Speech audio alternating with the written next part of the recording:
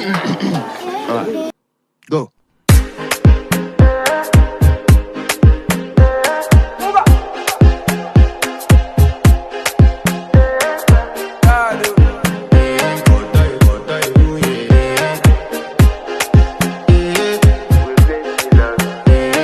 To flex my love, I want to impress, and I want to carry my love away to a place she loves.